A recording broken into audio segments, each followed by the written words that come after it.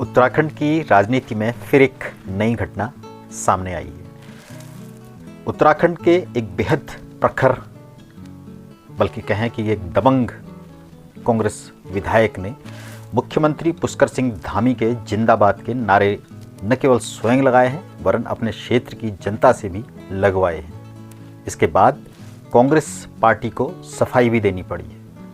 आइए जानते हैं पूरा मामला।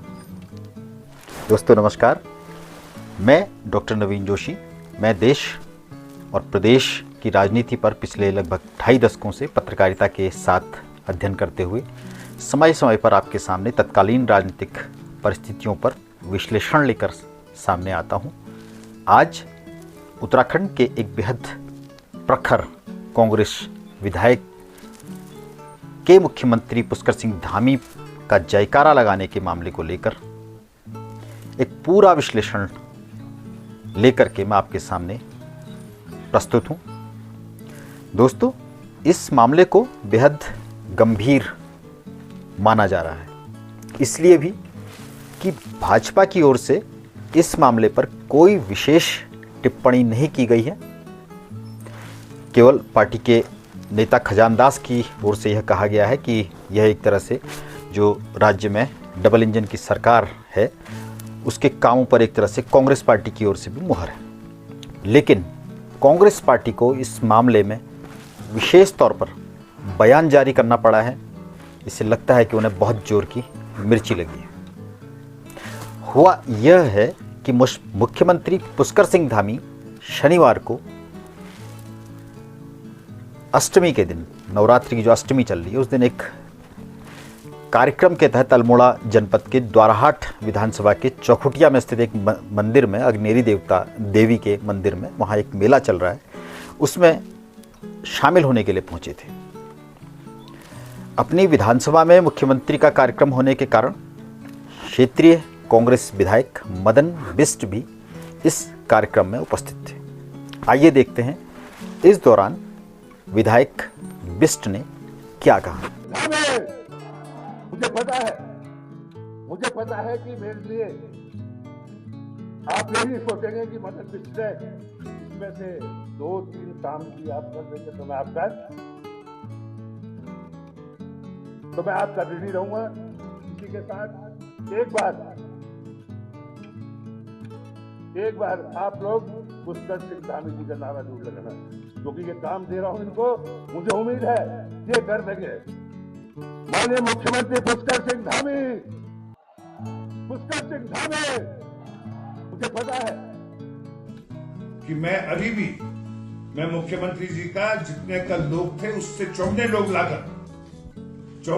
लाकर उनका स्वागत करूंगा। ये मैंने कहा और मैं उनके नारे भी लगाऊंगा, क्योंकि क्षेत्र की जनता है, क्षेत्र की समस्याएं हैं। जो क्षेत्र का भला करेगा उसके नारे को कोई भी पार्टी के मुख्यमंत्री सबका होता है। तो आपने देखा कि किस तरह विधायक मदन बिष्ट ने मुख्यमंत्री धामी के जयकारे न केवल स्वयं लगाए वरन अपने क्षेत्र की जनता से भी लगवाए।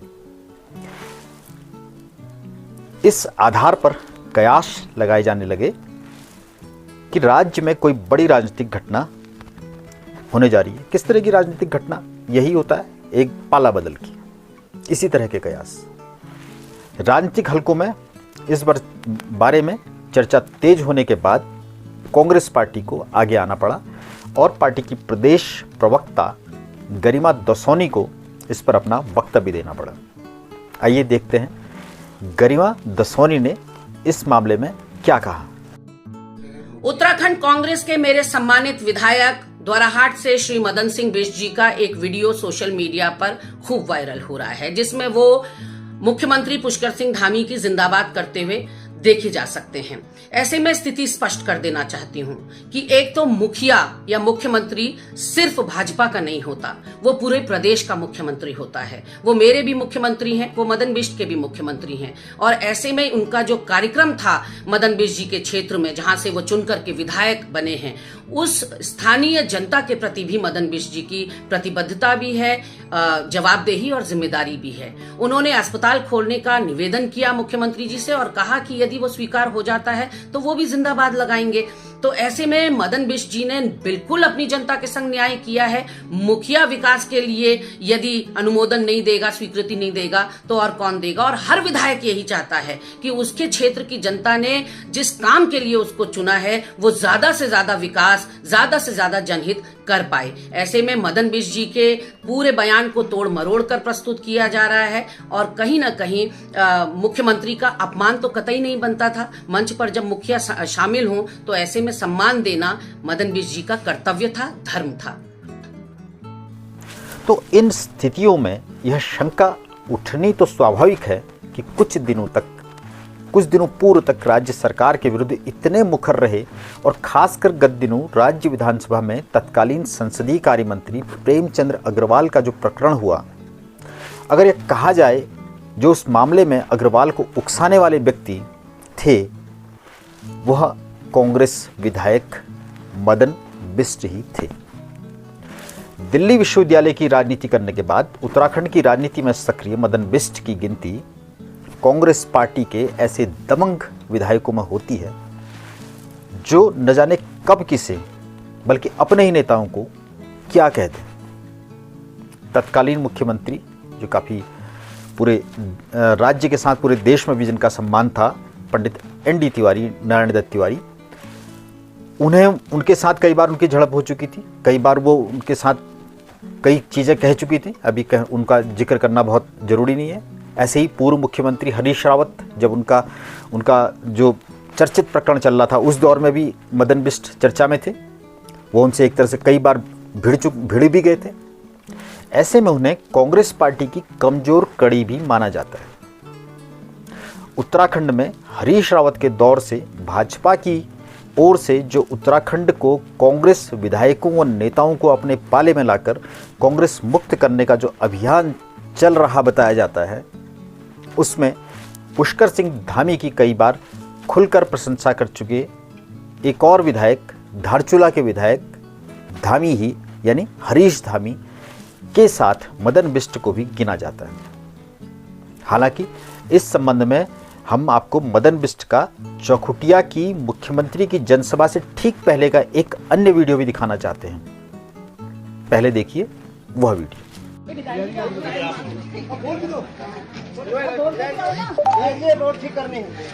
विधायक जी, आप यहाँ पे गड्ढा भर रहे हैं अभी?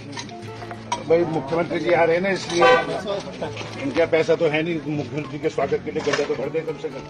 झटके ना लगे झटके ना लगे। उत्तराखंड के माननीय मुख्यमंत्री जी यहाँ अभी इसी 10 मिनट में। तो आपने देखा कि इस वीडियो में मदन बिष्ट एक तरह से कटाक्ष करते हुए अपने साथियों के साथ मुख्यमंत्री के आगमन से पहले एक गड्ढा युक्त सड़क के गड्ढों को भरते नजर आ रहे हैं। अपने संबोधन में मुख्यमंत्री धामी ने भी सड़क के गड्ढों का जिक्र किया और सड़क को शीघ्र दुरुस्त करने के निर्देश देने की बात कही। तो इस मामले में हमारा कहना है कि चाहे हरीश धामी हो या मदन बिष्ट हो या कोई अन्य कांग्रेस विधायक हो या कोई अन्य नेता हो, उनके पाला बदलकर भाजपा में आने की संभावना कितनी है। हालांकि इस संभावना से इनकार तो नहीं किया जा सकता, लेकिन हमारा मानना है कि जो भी विधायक या जो भी कांग्रेस के लोग, छुटपुट स्तर पर तो होता रहता है, लेकिन जो भी बड़े स्तर पर भारतीय जनता पार्टी में आएंगे वह आगामी 2027 के विधानसभा चुनाव के मौके पर ही आएंगे, क्योंकि राजनीतिक लाभ हानि का उनका आकलन उन्हें भाजपा के पक्ष में खड़ा होने को मजबूर करता है। और इसका लाभ जो है अगर वो देना चाहते हैं और इसका प्रभावी इसको बनाना चाहते हैं तो वो चुनाव के मौके पर ही आएंगे, उससे पहले आकर के कोई विशेष अर्थ नहीं रह जाता है। और राजनीतिक निष्ठा व प्रतिबद्धता की बातें करना आज की तिथि में बेमानी है। इधर यह भी सच्चाई है कि विपक्षी नेता सरकार व सत्ता पक्ष से पिछले दरवाजे से अपने संबंध बनाकर अपने काम जमकर निकाल रहे हैं। इसमें कांग्रेस के बड़े नेता भी शामिल हैं, ऐसी हमें विश्वस्त सूत्रों से जानकारी है। लेकिन जब तक ये जानकारी सूत्रों के स्तर से है तब तक ऐसे नेताओं का नाम लेना ठीक नहीं रहेगा। फिलहाल कोई भी विधायक एक अन्य कांग्रेस विधायक राजेंद्र भंडारी जैसा उनको हमने देखा है, उनकी तरह कोई भी अपना त्यागपत्र देकर अभी भाजपा में शामिल होगा, इसकी संभावना बेहद कम है, खासकर तब जबकि भंडारी का हश्र वह देख चुके हैं। आप जानते हैं भंडारी चुनाव हार चुके हैं, उसके बाद उनकी पत्नी को भी जिला पंचायत के पद से हटना पड़ा था। हालांकि उत्तराखंड उच्च न्यायालय के हस्तक्षेप के बाद वहां के बाद उनको फिर से प्रशासक के रूप में जिम्मेदारी दे दी गई है। तो यह विषय यहीं तक। आपको आपकी इस विषय पर क्या राय है और आपको हमारी यह प्रस्तुति कैसी लगी? जैसी भी लगी कमेंट बॉक्स में बताएं, और अच्छी लगी हो तो वीडियो को लाइक करें। वह ऐसी ही प्रस्तुतियां लगातार सबसे पहले प्राप्त करने के लिए हमारे चैनल को सब्सक्राइब करें, बेल आइकन को भी दबाएं। शीघ्र ही मिलते हैं एक नई राजनीतिक विश्लेषण के साथ। तब तक के लिए आज्ञा दीजिए। नमस्कार।